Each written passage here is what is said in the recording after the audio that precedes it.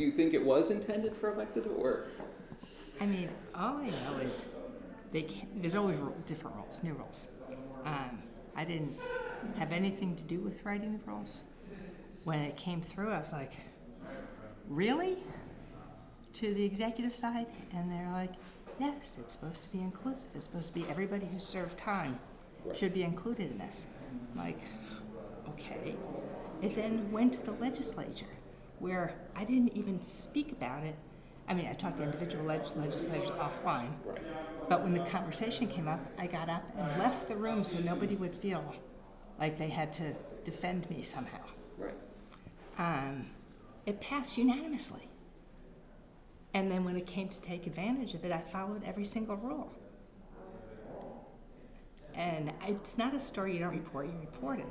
Yeah. But I guess where I take issue is front page of the paper, twice, above fold editorial, the hostile headlines. Well, I think what people are wondering is it, you know, they both sides have made it clear that politicians, this wasn't intended for politicians. Then shame on them. You got to be more careful in the kind of things you put forward. But I think what bothers me probably the most is kind of look at the long game. And how do you get people of substance to choose to run for office when you can have somebody who's got a 25-year record with 1 million acts of service? I mean, you don't do this job, especially for that period of time, for the money. Right. You know, you do it because you feel passionate to help the community. Right.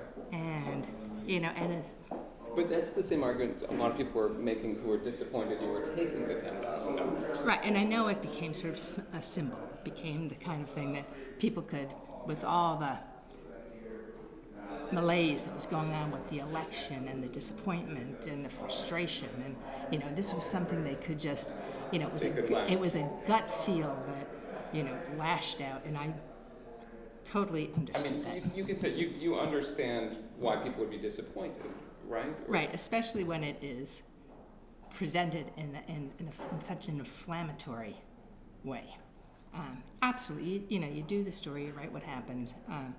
You create a sense of a balance and how, because I really do think they were thinking that we want to be as inclusive as possible. We don't want anybody in any capacity to feel that somehow we don't honor long-term service.